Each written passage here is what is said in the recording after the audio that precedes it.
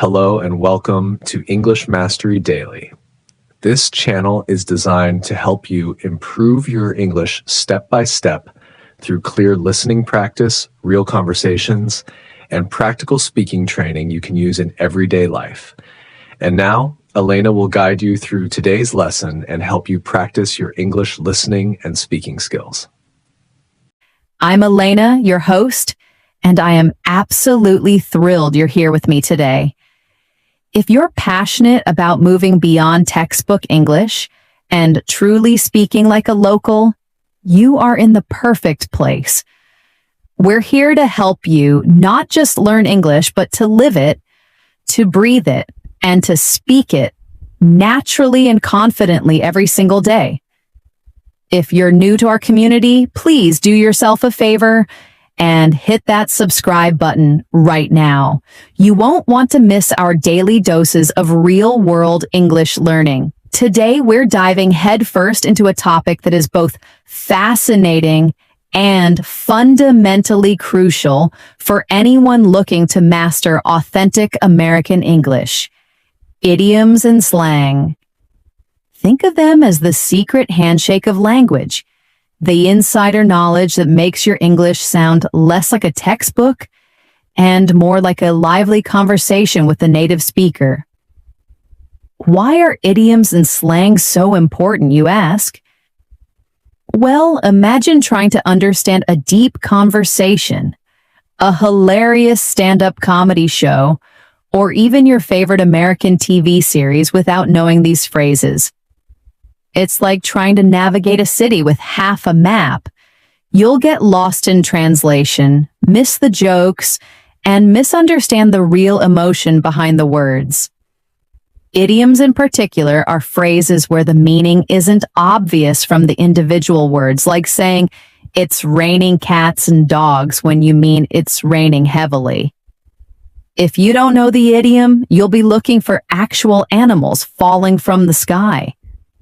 Slang, on the other hand, is the informal, often trendy vocabulary that's specific to a particular group or region, constantly evolving, and gives your speech a contemporary, authentic edge. By the end of this incredibly comprehensive episode, you won't just have a list of phrases. You'll have a deeper understanding of how Americans truly communicate. You'll gain practical tools to decipher fast-paced conversations, and more importantly, you'll feel empowered to actually use these expressions yourself, making your English sound effortless, confident, and genuinely American. So, get ready to open your ears, stretch your mind, and perhaps even grab a notepad, because we're about to unlock some of the most vital linguistic keys to speaking English like a true local. Let's get started. All right, let's kick things off with some classic American idioms. These are the colorful, non-literal phrases that are baked right into the fabric of everyday conversation. Mastering these will give you a significant boost in sounding natural. For each one, I'll explain it, give you a few examples, and then offer a quick practice prompt for you to try saying it aloud. First up, a very common one for when you're feeling unwell: under the weather. This means you're feeling sick or unwell, typically not severely, but enough to feel a bit off. It's a polite and common way to say you're not feeling great without going into detail. For example, you might say, "I'm feeling a bit under the weather today, so I might head home early from work." Or, "She didn't come to the party because she was feeling under the weather." You could even use it after a long trip, saying, "After that long flight, I was definitely feeling under the weather for a day or two." Now imagine you have a slight cold. Try saying, "I think I'm a little under the weather." Next, for something incredibly easy: piece of cake. This refers to something that is very easy to do, requiring little effort. You might hear this in a sentence like, "Don't worry about that math problem. For me, it was a piece of cake." Or the presentation went smoothly. It was an absolute piece of cake. It's also great for describing a quick learning curve. Learning to use this new software was a piece of cake once I watched the tutorial. Now think of something you find super easy. How would you describe it? Say, that test was a piece of cake. Here's a fun one, often used to tease out a secret. Spill the beans. This means to reveal a secret or tell something that was supposed to be kept private. It implies accidentally or impulsively revealing information.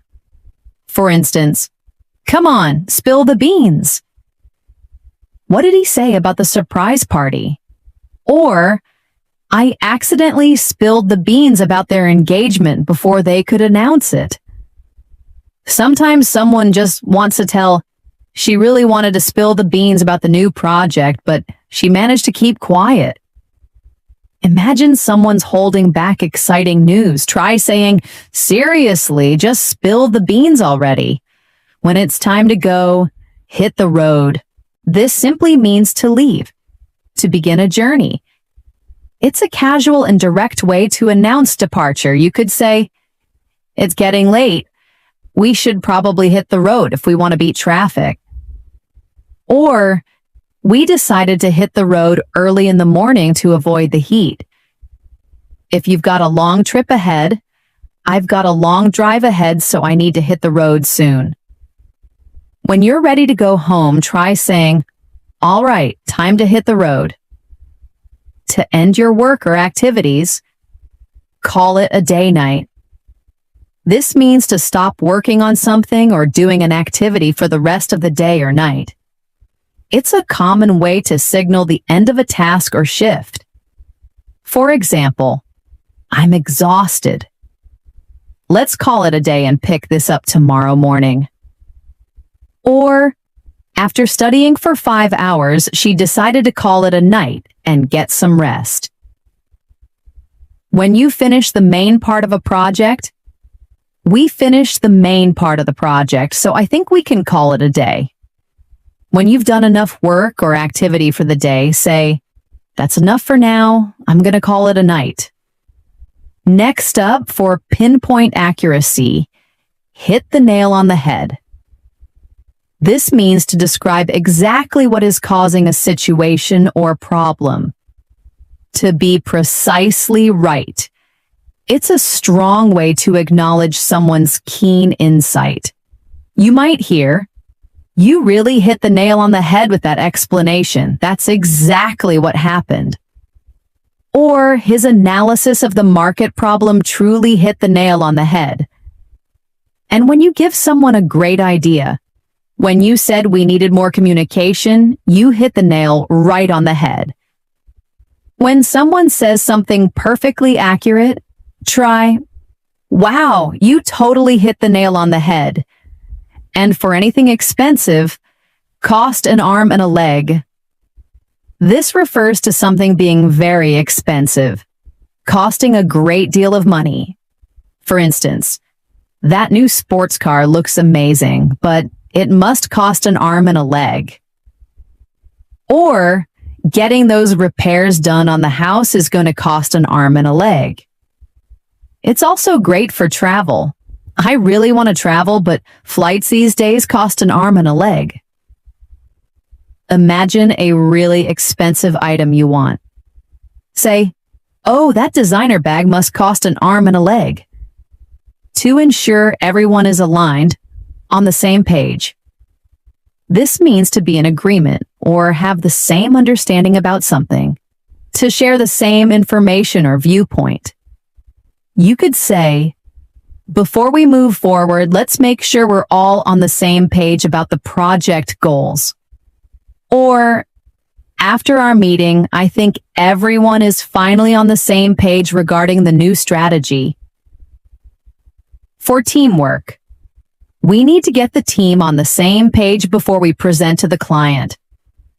Check for understanding with a friend or colleague. Are we on the same page about tomorrow's schedule? When you're being adaptable, Go with the flow. This means to adapt to a situation rather than trying to control it, to be relaxed and flexible and accept things as they happen. For example, our plans might change unexpectedly, so let's just go with the flow and see what happens. Or, he's very easygoing. He always just goes with the flow. Sometimes in life, you just have to embrace it. Sometimes in life, you just have to go with the flow instead of fighting against it. Imagine a flexible situation. Say, I'm easy. I'll just go with the flow today. A classic for good luck, break a leg. This means good luck. It's almost always used before a performance like a play, concert, or presentation, or before a challenging task. You might hear, you've got a big presentation today, break a leg.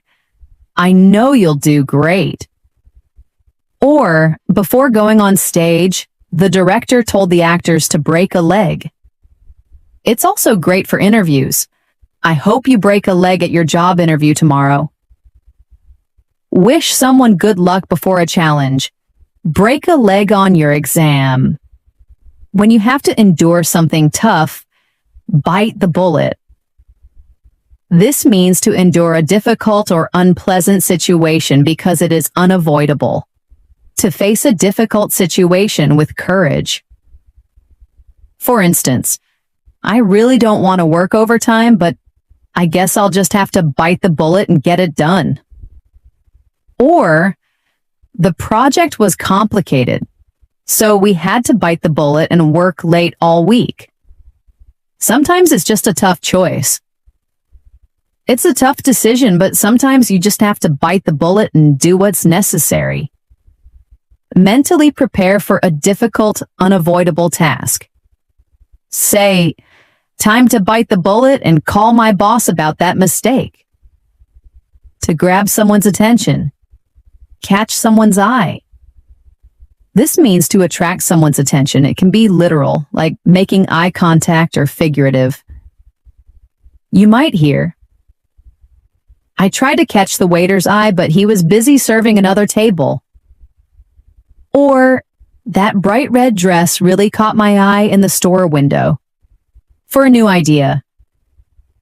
His innovative idea immediately caught the investor's eye. Think about noticing something attractive or interesting. Say, that colorful painting really caught my eye in the gallery. If a skill is fading, lose your touch. This means to no longer be as good at something as you once were, to lose a skill or ability you used to possess. For example, I used to be a great baker, but my cakes are terrible now. I think I've lost my touch. Or, the tennis player admitted he might have lost his touch after several losses. If someone's been away, he's been out of the game for a while, so he's worried he's lost his touch. If you feel like you're not as good at something anymore, say, I think I'm losing my touch at playing guitar. When nerves strike before a big event, get cold feet. This means to suddenly become too frightened or nervous to do something you had planned to do, often something important like a wedding or a big decision. You could say, he was supposed to propose, but he got cold feet at the last minute and didn't do it. Or, she was ready to sign the contract, but then she got cold feet about moving to a new city. It's also a good phrase for encouragement. Don't get cold feet before your presentation. You're going to do great. Imagine backing out of something due to nerves. Say, I almost got cold feet before my interview, but I went anyway. And to regain composure, pull yourself together. This means to regain control of your emotions and behave normally, especially after being upset, emotional, or disoriented. For instance, stop crying and pull yourself together. We have to figure this out. Or, After the shock wore off, she took a deep breath and pulled herself together. When someone is stressed, I know you're stressed, but you need to pull yourself together and focus on the task. If you're feeling a bit flustered or emotional, tell yourself, okay, Elena, pull yourself together. Now let's look at another set of vital idioms often related to challenges or effort. When pigs fly. This means something that will never happen, an impossibility. It's used sarcastically to express disbelief. For example, my brother will clean his room when pigs fly. Or if someone asks for a raise, do you think they'll give us a raise this year? Yeah, when pigs fly. And for apologies. She said she'd apologize, but I think that will happen when pigs fly. Think of something highly unlikely. Say, he'll finish his project on time when pigs fly. Bite off more than you can chew. This means to take on a task that is too big or too difficult to handle, to attempt something beyond your capability. You might hear, I think I bit off more than I could chew by volunteering to organize the entire event by myself. Or as a warning, be careful not to bite off more than you can chew with too many commitments. And for someone who overcommits, he probably bit off more than he could chew when he tried to learn 3 new languages at once. If you feel overwhelmed by a task, say, I think I might have bitten off more than I can chew with this project. Get something off your chest. This means to reveal something that has been bothering you or causing you to feel guilty or anxious. To confess or express something that's been weighing on your mind. For instance, I need to get something off my chest. I accidentally broke your favorite mug. Or after a tough conversation. Talking to my friend really helped me get it off my chest and feel better. It's always good advice. If you have something on your mind, it's always good to get it off your chest. Imagine having a secret or concern you want to share. Say, can I talk to you? I really need to get something off my chest. In the same boat. This means to be in the same difficult or unpleasant situation as someone else, to share the same problem or circumstance. For example, we're all trying to meet this tight deadline, so don't worry, we're all in the same boat. Or after a shared experience, after the power outage, everyone in the neighborhood was in the same boat without electricity. For students, many students feel the pressure of exams, so you're not alone. We're all in the same boat.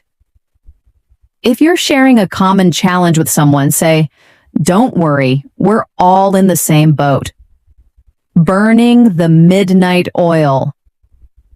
This means to work late into the night, often on a difficult task or to meet a deadline.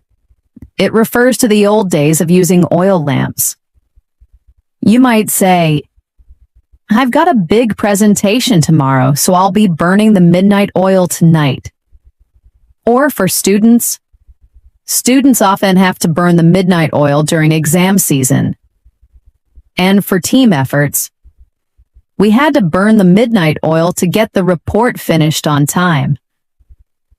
When you're working very late, say, I'm going to be burning the midnight oil tonight. Okay, we've covered some classic idioms. Now, let's jump into the world of modern American slang and casual expressions. These are the words and phrases that give your English an immediate contemporary feel. Remember, slang can sometimes be more informal, so context is key. First up, a super popular word to describe something amazing, lit. This means excellent, exciting, amazing, or incredibly fun. It's often used to describe parties, events, or experiences that are truly outstanding. For instance, that concert last night was absolutely lit. everyone was dancing. Or for entertainment. The new video game is so lit I can't stop playing it. And for good times. We had a lit time at the beach last weekend. Describe something awesome you experienced. The party was lit. To emphasize truth, no cap. This means no lie. Seriously, telling the truth. It's a way to emphasize that what you're saying is honest and not an exaggeration. It's quite popular with younger generations. You could say, I finished all my homework in an hour, no cap. Or to praise food, this is the best burger I've ever had, no cap. And for surprising news, she really won the lottery, no cap. When you want to sound really truthful about something, say, that was the hardest workout ever, no cap. You'll hear this one a lot. Chill or chill out. Chill as a verb means to relax, to hang out. As an adjective, it describes something relaxed, easygoing, or cool. Chill out as a phrase means to calm down or relax. For example, let's just chill at home tonight and watch a movie. Or for a person's personality, he's a very chill person. Nothing bothers him.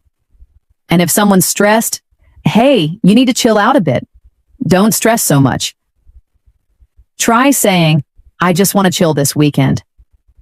Or to someone stressed, chill out. And to make plans, hang out. This means to spend time casually with friends, to socialize informally. You might say, do you want to hang out after class today? Or, thinking about past times, we used to hang out at the coffee shop every Saturday. And for quiet evenings, I'm just hanging out at home this evening. Ask a friend to spend time. Hey, let's hang out soon. For a quick informal apology, my bad. This means my mistake. My fault. It's a very casual and common way to apologize for a small error or oversight. For instance, oops, my bad. I spilled my drink on your book. Or to acknowledge a mistake. Oh, was that your seat? My bad. And for forgetting something. I forgot to send the email. My bad. If you make a small error, say, oh, my bad. I didn't see you there. To express impressive success, crush it.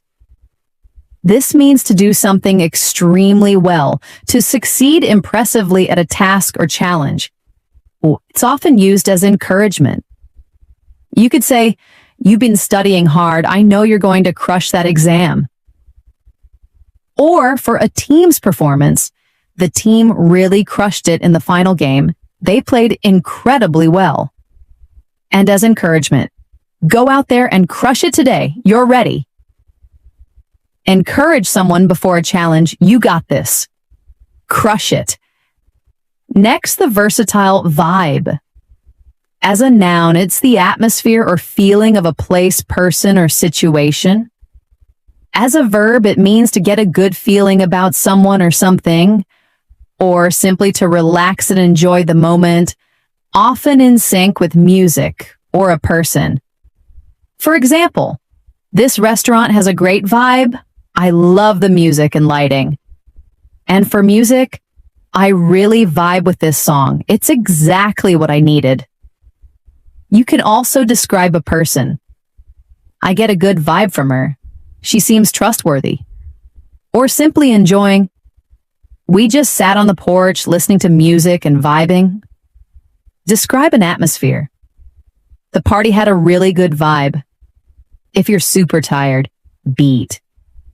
This means extremely tired, exhausted, worn out. You might say, after working a 12-hour shift, I'm totally beat. Or after physical activity, I ran a marathon yesterday, so my legs are absolutely beat today. When you just want to rest, I'm too beat to go out. I just want to sleep. When you're very tired, say, I'm absolutely beat after that workout. For expressing excitement, pumped or stoked. Both mean very excited or enthusiastic about something. Stoked can sometimes imply a more intense, almost adrenaline-fueled excitement. For instance, I'm so pumped for the concert this weekend. It's going to be amazing. Or for future plans. She's really stoked about her vacation to Hawaii next month. And for anticipation, are you pumped for the big game tonight? Share your excitement about an upcoming event. I'm so stoked for the new movie. A highly relevant modern term, binge watch. This means to watch many episodes of a TV show continuously, one after another, often for an extended period. You could say, I spent all weekend binge watching that new series on Netflix. I couldn't stop. Or, for a favorite show, we decided to binge watch our favorite sitcom from the beginning. It's a common habit. She's notorious for binge watching entire seasons in one sitting. Talk about your TV habits. I love to binge watch comedies on a rainy day. Here's a popular acronym, FOMO.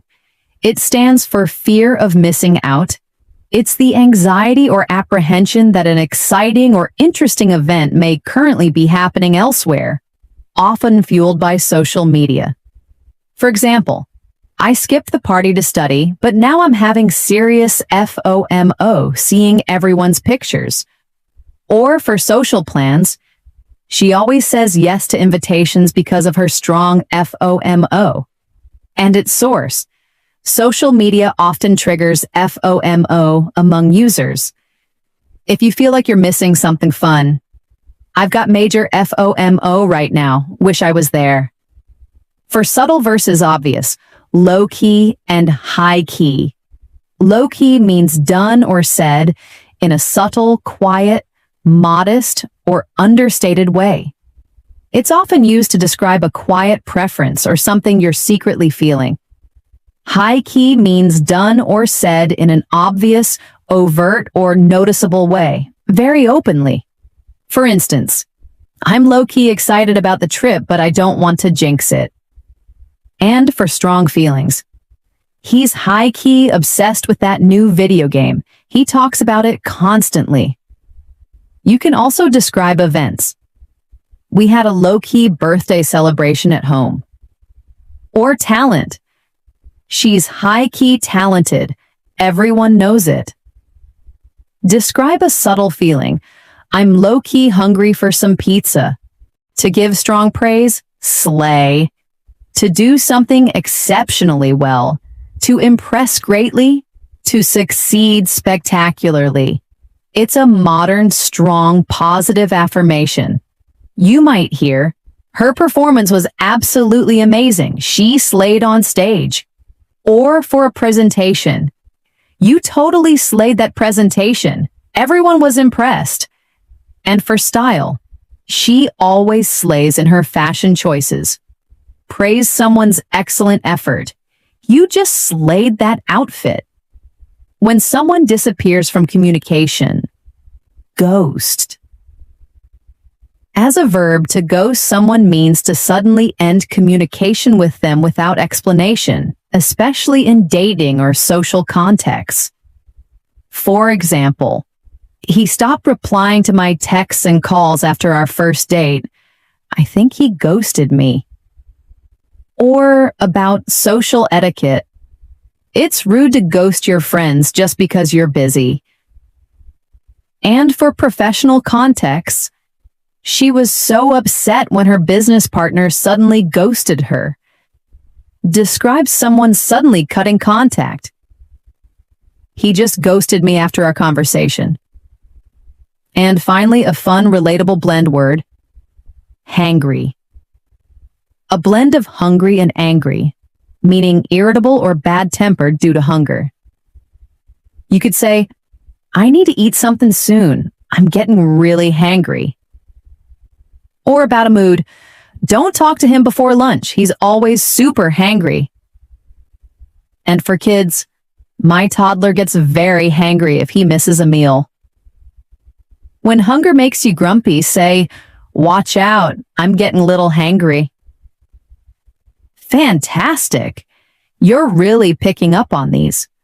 Let's keep building that vocabulary of natural American expressions. These next phrases are perfect for specific everyday situations and will make your conversations flow even more smoothly. First, to describe difficult situations. Pulling your leg. This means to tease someone, to trick someone in a playful way. It's a lighthearted form of deception. For instance, "Don't worry, I'm just pulling your leg. I didn't actually win the lottery." Or to confirm, "Are you serious? Or are you pulling my leg?" Some people are always doing it. "He's always pulling my leg with silly stories." When you're teasing someone, say, "Ha ha ha, I'm just pulling your leg." When you're keeping a low profile, keep a low profile. To avoid attracting attention or publicity, you might hear, "After the scandal, he decided to keep a low profile for a while." Or after success, "She's been trying to keep a low profile since she won the award." For busy times. During the busy season, it's hard to keep a low profile at work. If you want to avoid being noticed, say, "I'm just trying to keep a low profile today." To relax completely, let your hair down. To relax and enjoy yourself freely and informally. For example, it's the weekend. Time to let your hair down and have some fun. Or at a party. At the party, everyone was laughing and really letting their hair down. After hard work. After working so hard, she finally felt like she could let her hair down on vacation. Encourage someone to relax. "Come on, let your hair down." When you're unsure or can't make a decision, on the fence. To be undecided or neutral about something, having difficulty making a decision. You could say, "I'm still on the fence about whether to take that job offer or not." Or for social plans, "Are you going to the concert?" "I'm still on the fence." And for group decisions, "The committee is on the fence about the new proposal." If you're undecided, say, "I'm still on the fence about what to order for dinner."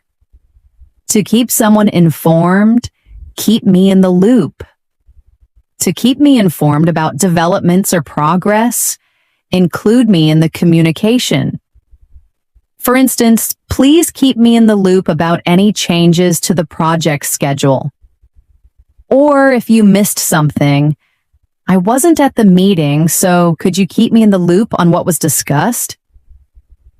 For teamwork. It's important to keep everyone in the loop so no one is left out of decisions. Ask to be kept informed. Just keep me in the loop on that, okay?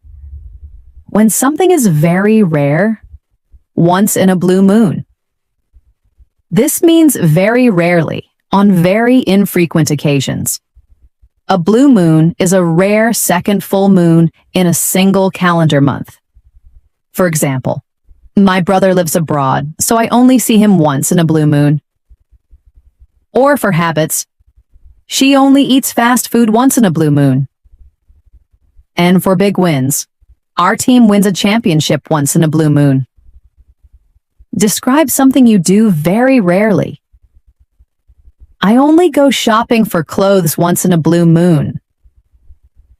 To reveal your true feelings, wear your heart on your sleeve. To openly show your emotions or feelings rather than keeping them hidden. You might hear, "She tends to wear her heart on her sleeve," so you always know how she's feeling. Or for passion, "He's not afraid to wear his heart on his sleeve when it comes to his passion for music." And for vulnerability, it can be difficult to wear your heart on your sleeve because you're vulnerable. Describe someone very open with emotions. He always wears his heart on his sleeve. When you're extremely busy, swamped. To be overwhelmed with a large amount of work or tasks, extremely busy. For instance, I can't take on any new projects right now. I'm completely swamped. Or for busy teams, the customer service team is swamped with calls after the system outage. And for professions, during tax season, accountants are always swamped. If you're super busy, say, "Sorry, I can't talk long, I'm totally swamped." To make a situation worse, add fuel to the fire. To make a bad situation or argument even worse, to intensify a conflict. You could say, bringing up old arguments will only add fuel to the fire.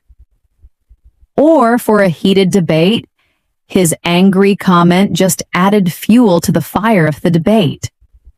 For regulations, the new regulations threaten to add more fuel to the fire of public discontent. Advise someone not to escalate a problem. Don't say anything. You'll just add fuel to the fire. When something is simple and straightforward, cut to the chase. To get straight to the point without unnecessary introductions or details. For example, "All right, let's cut to the chase. What's the real problem here?" Or, in performance, the director told the actors to cut to the chase and focus on the main action. When you're short on time, "I don't have much time, so please just cut to the chase." If you want someone to get to the point, say, "Okay, let's cut to the chase." Fantastic. You're really picking up on these. Let's delve into another set of contemporary expressions. These are phrases that are very much part of the current linguistic landscape in America and will make you sound incredibly authentic. First, to express something being perfect or amazing, on point. To be perfect, excellent, or exactly right, extremely good or fashionable. You might hear, "Her presentation was absolutely on point. She covered everything perfectly." Or for style, "Your outfit today is totally on point." And for service, "The restaurant service was on point, very attentive." Describe something that's perfect. That idea is totally on point. When something is obvious or extremely easy, no-brainer. A decision or solution that is so obvious or easy that it requires no thought or intelligence. For instance, taking that job offer with the higher salary was a complete no-brainer. Or for academic success, getting good grades is a no-brainer if you study consistently. And for simple choices, for me, choosing chocolate ice cream is always a no-brainer. If a decision is obvious, say, "That's a no-brainer." To describe someone who is fake or untrustworthy, shady. This means suspicious, dishonest, or morally questionable. You could say, "I got a weird feeling from that person. They seemed a bit shady." Or for business, "There's a lot of shady business going on in that company." And for questionable comments, "He made some shady comments that made me distrust him." Describe someone suspicious. "I think that deal sounds a little shady." When you're fully absorbed in something, in the zone. To be fully focused and performing at your best, completely immersed and undistracted. For example, when he's coding, he's totally in the zone and doesn't notice anything else. Or for athletes, the athlete was in the zone during the last half of the game. It's a great feeling. I love those moments when I'm just in the zone and time flies by. When you're performing optimally, say, "I'm really in the zone with my work today." To praise someone's excellent performance, killed it. To perform extremely well. To do something perfectly or impressively. similar to slay. You might hear, her presentation was incredible, she really killed it. Or for a band, the band absolutely killed it at the concert last night. And for exams, you totally killed it on that exam. Praise a great performance. You killed it on stage. When something is extremely funny, I'm dead or I'm dying. An exaggerated way to say something is incredibly funny, hilarious, or overwhelming with laughter. For instance, that joke was so funny, I'm dead. Or watching a video. Watching that video, I was literally dying of laughter. And for reactions, his reaction was priceless, I'm dead. React to something hilarious. Oh my gosh, that's so funny, I'm dying. When you're feeling excited and ready, hyped up. To be very excited, enthusiastic, or stimulated about something, often due to anticipation. You could say, the fans were all hyped up for the concert to start.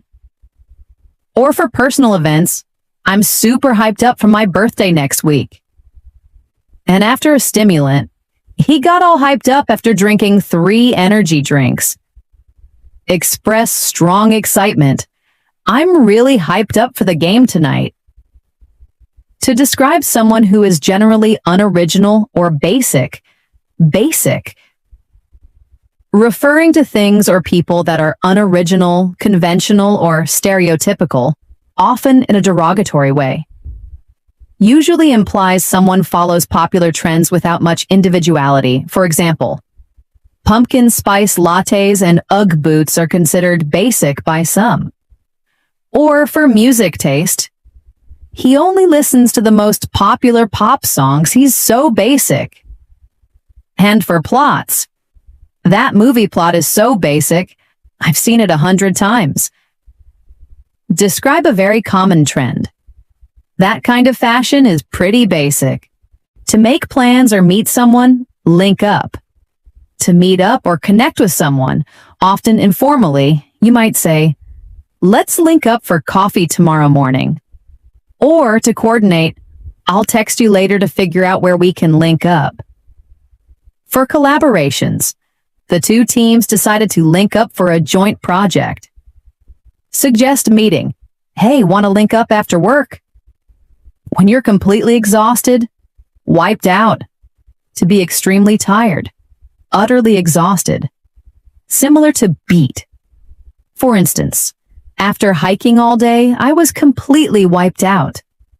Or after a workout, that intense workout left me feeling totally wiped out. And for kids, the kids were wiped out after a day at the amusement park. When you're very tired, I'm wiped out, I need a nap.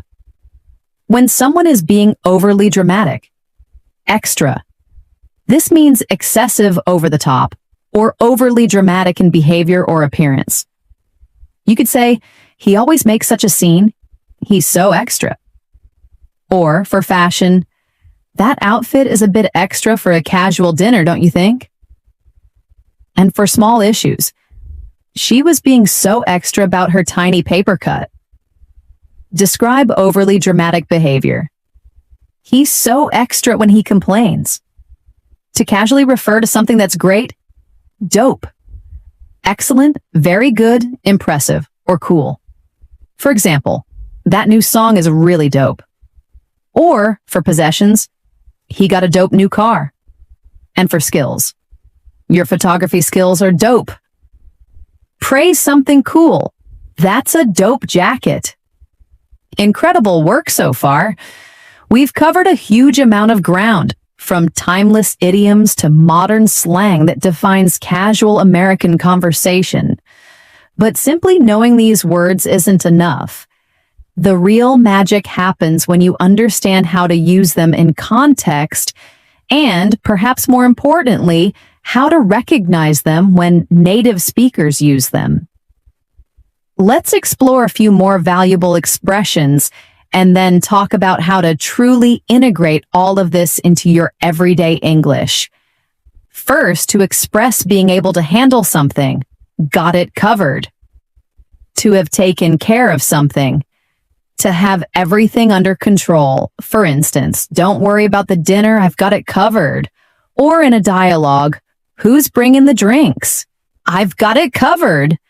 For delegating, just focus on your part. I'll get the rest covered. Offer to handle something. Don't stress, I've got it covered. When something is not a problem, no biggie. This means no problem. It's not a big deal. Unimportant. It's a very casual way to downplay an issue. You could say, thanks for picking up my mail. No problem, no biggie. Or for minor delays. I know I'm a few minutes late, but it's no biggie, right? And for plans. If you can't make it, it's no biggie. We can reschedule. If something isn't a problem, say, it's no biggie, honestly. A common affirmative. You bet. This means certainly. Absolutely. You're welcome. It's a pleasure. Used as a strong agreement or a more enthusiastic, you're welcome. For example, thanks for helping me move. You bet. Or for confirmation, are you coming to the party? You bet I am. And for offering help, can you lend me a hand? You bet. Respond enthusiastically to a request or thank you. Can I count on you? You bet. To say goodbye casually, catch you later or catch you later. This means see you later, goodbye. A very informal way to say farewell.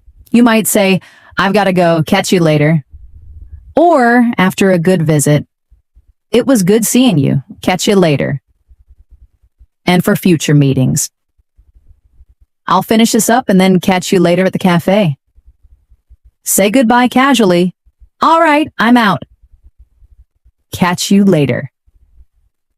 When you have a strong desire for something, craving, a strong desire or longing for something, especially food or drink. It can also be used for non-food items. For instance, I'm really craving a slice of pizza right now. Or after a tough day, after that intense meeting, I'm craving a quiet evening. And for adventures, she has a serious craving for adventure. Express a strong desire. I'm craving something sweet. To describe something that didn't happen. Flop. A complete failure, something that does not succeed at all. You could say, the new movie was a total flop at the box office. Or for business ideas, his business idea turned out to be a complete flop. And for events.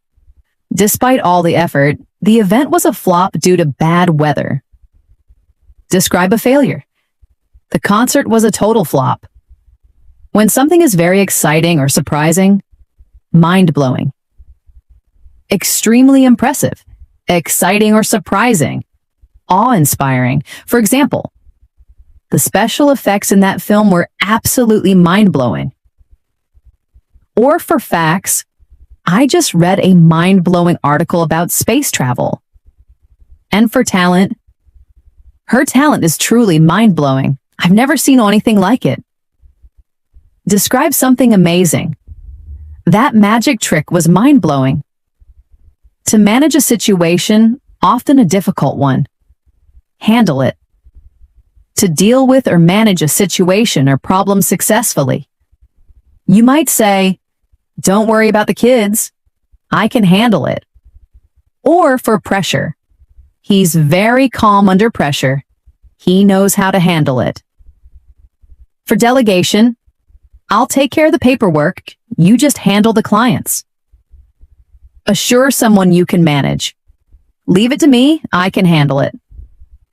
When someone is being overly dramatic or emotional, melodramatic. Overly emotional or dramatic in a way that is exaggerated or not sincere. For instance, his reaction to getting a small scratch was a bit melodramatic. Or for general behavior. She always gets so melodramatic when things don't go her way. And for art, The play was a bit too melodramatic for my taste. Describe someone who is overly emotional. Don't be so melodramatic about it. It's not that serious. When something is obvious or apparent, goes without saying. This means something is so obvious that it does not need to be stated. It's understood. You could say that she's a talented singer goes without saying. Or for etiquette, it goes without saying that you should always be polite to customers. And for safety, your safety goes without saying. We'll take every precaution. State something that's clearly true. That hard work pays off. Goes without saying. When someone is very intelligent or quick-witted, sharp, intelligent, quick-witted, perceptive, or astute. For example, he's got a very sharp mind. He understands complex ideas quickly. Or for work skills, you need to be sharp to succeed in that line of work. And for observations, that was a sharp observation. I hadn't thought of that. Describe an intelligent person. She's incredibly sharp. To put someone in a difficult situation. Put someone on the spot. To ask someone a difficult or embarrassing question unexpectedly. Putting them in a situation where they have to answer immediately. For instance, the interviewer put me on the spot by asking about my biggest weakness. Or for awkward moments, I didn't want to put him on the spot, but I needed an answer right away. And for preferences, she hated being put on the spot during meetings. Avoid asking an embarrassing question. I don't want to put you on the spot, but can you answer this? When something is very exciting or important, big deal. Something very important or impressive. Often used sarcastically to mean the opposite. Not a big deal. You could say, getting that promotion was a big deal for her career. But be careful, it can be sarcastic. He acts like it's a big deal that he got a new car, but lots of people have one. And for minimizing, it's no big deal if you're a few minutes late. When something is truly important, say, this project is a really big deal for the company. When someone is acting crazy or irrational, go nuts. To become very excited or enthusiastic, to act crazy or become insane. Context determines meaning. For example, the crowd will go nuts when their favorite band comes on stage. Or for frustration, if I don't get some sleep soon, I'm gonna go nuts. And for pets, my dog goes nuts when I come home. Describe extreme excitement. The fans went nuts when they scored. To make a lot of money, make a killing. To earn a lot of money very quickly or easily. For instance, he made a killing in the stock market during the tech boom. Or for new ventures, they hope to make a killing by selling their new product online. And for wise investments, if you invest wisely, you can make a killing in real estate. Describe a very profitable venture. They really made a killing with that new app. When someone is avoiding direct eye contact, shifty. Seeming dishonest or untrustworthy, often suggested by restless or indirect movements, especially of the eyes. You might say, the man's shifty eyes made me feel uncomfortable. Or for answers, he gave a shifty answer, avoiding the real question. And for trust, I don't trust him. He's a bit shifty. Describe someone suspicious. He gave me a shifty look. When something is very clear or obvious, crystal clear, very easy to understand, perfectly clear. For example, after your explanation, everything is crystal clear now? Or for instructions, Make sure the instructions are crystal clear so there are no mistakes. And for intentions, her intentions were crystal clear from the start. Confirm understanding. Yes, that's crystal clear, thank you. Incredible work so far. We've covered so many amazing American English idioms and slang terms today.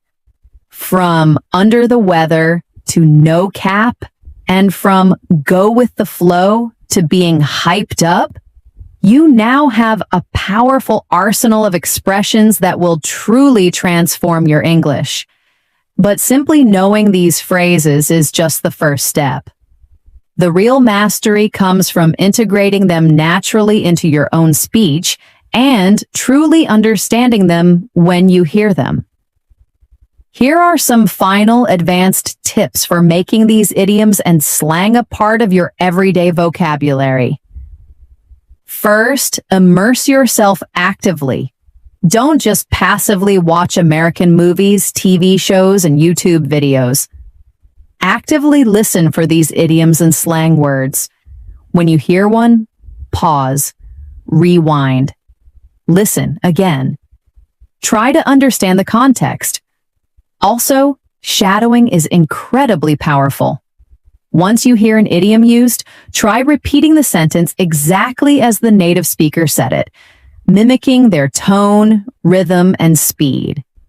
This trains your mouth and brain to produce these phrases naturally. Second, remember that context is king. Pay attention to the situation. Remember that slang and idioms often depend heavily on context. Lit means exciting for a party, but you wouldn't use it to describe a formal business presentation. Pay attention to who is speaking, where they are, and the overall mood of the conversation. Also, observe relationships. Notice how different people use slang with each other. Friends might use very casual slang, while colleagues in a professional setting might use more common idioms but less trendy slang. Third, start small.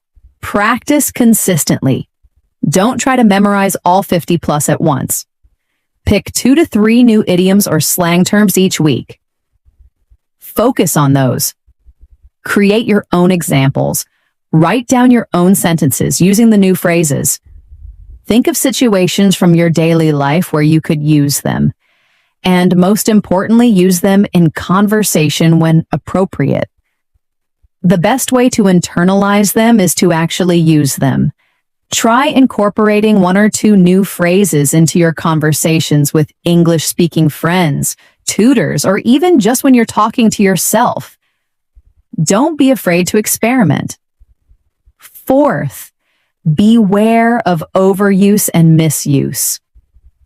While it's great to use these phrases, don't try to force them into every sentence. Less is more. Overusing slang or idioms can make your speech sound unnatural or even insincere. A few well-placed expressions are far more effective. Also understand the nuance. Some slang can have subtle negative connotations, or might be very specific to a certain age group or subculture. If you're unsure, it's safer to stick to the more generally accepted idioms we covered today. Finally, maintain your curiosity. Keep learning. Language is always evolving. New slang terms emerge and old ones fade away. Stay curious, keep listening, and always be open to learning new expressions. Learning idioms and slang is truly a journey, not a destination.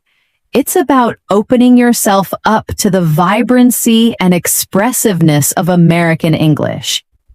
By focusing on these authentic phrases, you're not just expanding your vocabulary, you're gaining a deeper insight into the culture and the way native speakers truly think and feel.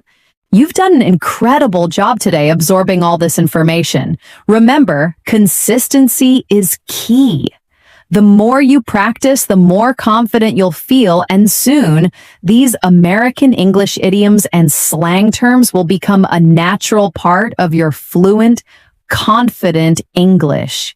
That's all for today's deep dive into American English idioms and slang on English in moments.